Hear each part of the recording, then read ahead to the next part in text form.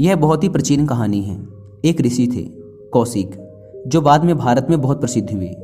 जब वे एक युवा सन्यासी थे, तब एक दिन वो रोज की तरह नदी से नहाकर जंगल के एक वृक्ष के नीचे ध्यान करने के लिए बैठ गए। वो अपना चेहरा थोड़ा ऊपर की तरफ करके ध्यान करने की कोशिश कर रहे थे। उसी पेड़ के ऊपर एक चिड़िया बैठी हुई थी। चिड़िया ने अपनी गंदगी उन युवा सन्यासी के चेहरे पर गिरा दी। यह देख उन युवा सन्यासी को बहुत क्रोध आया, क्योंकि वो अभी अभी नदी से नहाकर आए थे और ध्यान में डूबने की कोशिश कर रहे थे। लेकिन इस चिड़िया की वजह से अब उन्हें दोबारा नदी में डुबकी लगानी पड़ेगी। सन्यासी की आंखें क्रोध से लाल हो गई। उन्होंने उस चिड़िया की तरफ बड़े गुस्से से देखा। उन्होंने उस चिड़िया को ऐसे घूरा कि वह चिड़िया पल भर में ही जलकर राख हो गई। यह देख उन युवा सन्यासी को बड़ी आत्मिक शांति मिली। उन्हें खुशी हुई कि चलो मेरी तपस्या की शक्तियाँ कुछ तो काम आ रही हैं। उन्होंने दोबारा नदी में स्नान किया और अपनी साधना करने बैठ गए। दोपहर होने पर वह भोजन के लिए जंगल के पास वाले गांव में भिक्षा मांगने गए। वहां एक घर के बाहर खड़े होकर उन्होंने आवाज़ लगाई, भिक्षाम देही। अंदर से किसी स्त्री की आवाज़ आई, कृपया थोड़ा इंतजार करो, मैं कुछ देर में आ रही हूँ। यह सुन उन युवा सन्यासी को क्रोध आ गया, क्योंकि आज सुबह सुबह ही उन्हें परेशान करने वाली एक चिड़िया को उन्होंने अपनी नज़रों से ही जलाकर राख कर दिया था। इस घटना ने उनके आत्मिक घमंड को हवा दे दी थी। उन्होंने और जोर से चिल्लाकर कहा, भिक्षाम देही। अंदर से फिर उसी स्त्री की आवाज़ आई, कहा ना कृपया थोड़ा इंतजार करो, मैं आ रही हूँ। यह सुन वे युवा सन्यासी और क्रोध से भर गए। उन्होंने और जोर से आवाज़ लगाई, भिक्षाम देही। वह लगातार आवाज़ लगाते रहे। तभी अंदर से एक महिला हाथ में भोजन की थाली लिए बाहर आई। युवा सन्यासी ने उस पर चिल्लाते हुए कहा, मैं दैवी शक्तियों से संपन्न एक महान सन्यासी हूँ। तुम्हारी हिम्मत कैसे हुई मुझ जैसे सन्यासी से इंतजार करवाने की। इस पर उस महिला ने कहा, तुम्हें जल्दी किस बात की है? मैं अपने पति को खाना खिला रही थी। वो दोनों आंखों से अंधे हैं, कुछ देख नहीं सकते, पर तुम तो थोड़ा इंतजार कर सकते हो ना। युवा सन्यासी ने गुस्से से महिला की तरफ देखा। महिला ने कहा, तुम मुझे ऐसे घूरो मत, मैं कोई चिड़िया नहीं जो जलकर भस्म हो जाऊंगी। यह सुन उन युवा सन्यासी की आंखें फटी रह गईं। उन्होंने पूछा, लेकिन यह तुम्हें कैसे पता? महिला ने कहा, उससे कोई फर्क नहीं पड़ता, लेकिन तुम मुझे ऐसे घूरो मत। सन्यासी ने सोचा, उस घने जंगल में तो आसपास कोई भी नहीं था, फिर इस महिला को उस चिड़िया के बारे में कैसे पता? उन्होंने पूछा, कृपया आप बताइए कि यह आपको कैसे पता चला? महिला ने कहा, मैंने कहा ना कि उससे कोई फर्क नहीं पड़ता, और आप जिस घमंड से अभी भरे हुए हैं, ऐसी हालत में आप कुछ सीख भी नहीं सकते। सन्यासी हाथ जोड़ते हुए बोले, तो फिर आप मुझे अपना शिष्य बना लीजिए।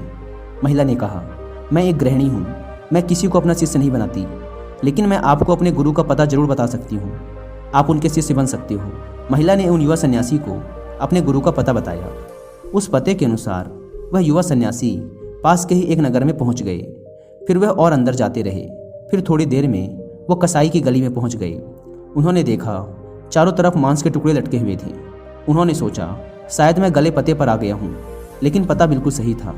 वे एक ब्राह्मण थे, उनका कसाईयों की गली में देखा जाना भी पाप था। उन्होंने सोचा, मैं किसी कसाई को अपना गुरु नहीं बना सकता, लेकिन फिर भी वो आगे बढ़े। उन्होंने लोगों से पता पूछा।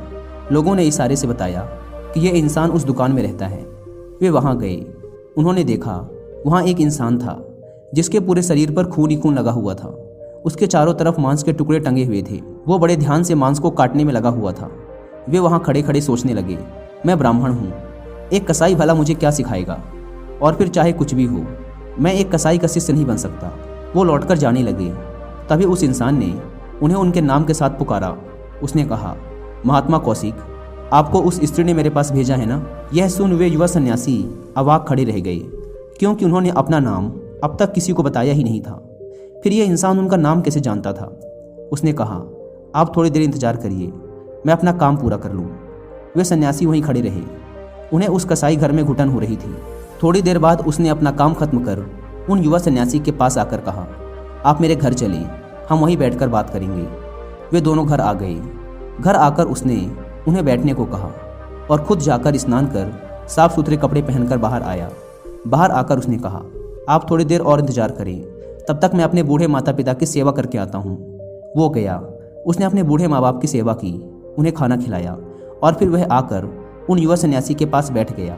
उसने पूछा, बताइए क्या प्रश्न है आपका? उन युवा सन्यासी ने कहा, सुबह वह महिला उस चिड़िया के बारे में जान गई थी और यहाँ आप मेरे आने से पहले ही मेरे बारे में सब कुछ जान गए। आप ये सब कैसे जान पाते हैं और ये सब कैसे जाना जाता है? मैं बस उसका तरीका जानना चाहता हूँ। उस इंसान ने कहा, बड़ा आसान है, बस किसी भी काम को पूरी भागीदारी और ध्यान के साथ कीजिए, चाहे वह कोई सा भी काम हो। वह महिला अपने अंधे पति का ध्यान रखती है। वह उस काम को पूरी लगन और भागीदारी से करती है। वह उसमें कोई कमी नहीं छोड़ती। मैं अपने माता पिता की सेवा करता हूँ। मैं उसे पूरे ध्यान से करता हूँ, उसमें कोई कसर नहीं छोड़ता। मैंने कसाई बनना चुना ताकि मैं जानवरों को कम से कम कष्ट पहुँचाकर काट सकूँ। अगर ये काम मैं नहीं करता तो कोई और करता, और पता नहीं वो जानवरों को मारने से पहले उन्हें कितना कष्ट पहुँचाता। मुझे लगता है कि मैं इस काम को सबसे अच्छे तरीके से कर सकता हूँ। इसलिए कुछ भी करो, उसे पूरी करुणा, भागीदारी और ध्यान के साथ करो। जब हम किसी काम को ऐसे करते हैं तो हमारे खुद के विचार शांत हो जाते हैं, और जब हमारे खुद के विचार शांत हो जाते हैं तब हमारे आसपास जो भी लोग होते हैं उनके मन में चलने वाले विचार भी हम पढ़ सकते हैं और उनके बारे में जान सकते हैं, जैसे कि उस महिला ने तुम्हारे विचारों को पढ़ लिया था। दोस्तों, इस कहानी से हमें सीखने को तो यही मिलता है कि हम कुछ भी करें उसे पूरी करुणा के साथ करें, वो भी किसी भी काम से अपनी पहचान जोड़े बिना। जैसे कि उस इंसान ने कसाई का काम पूरी करुणा से किया, बिना उस काम के साथ जुड़े। जब हम किसी काम को खुद से जोड़कर नहीं देखते तब हम सही मायनों में उससे प्रेम करते हैं। फिर हम उसके लिए वही करते हैं जो सच में उसके लिए ज़रूरी है। जैसे कि माता पिता अपने बच्चे से प्रेम करते हैं तो वो उसके लिए वही करते हैं जो सच में ज़रूरी है। अगर बच्चे की तबीयत खराब है और वो कड़वी दवाइयाँ नहीं लेना चाहता, लेकिन माँ बाप फिर भी ज़बरदस्ती उसे वो दवाइयाँ खिलाएंगे, क्योंकि उस समय पर उसके लिए वही सबसे ज़्यादा ज़रूरी है। संक्षिप्त में कहूँ तो अगर हम किसी भी काम को पूरी करुणा और ध्यान से कर पाए, वो भी बिना उस काम को खुद से जोड़े, तो शायद हम उस काम को सबसे अच्छे तरीके से कर पाएंगे।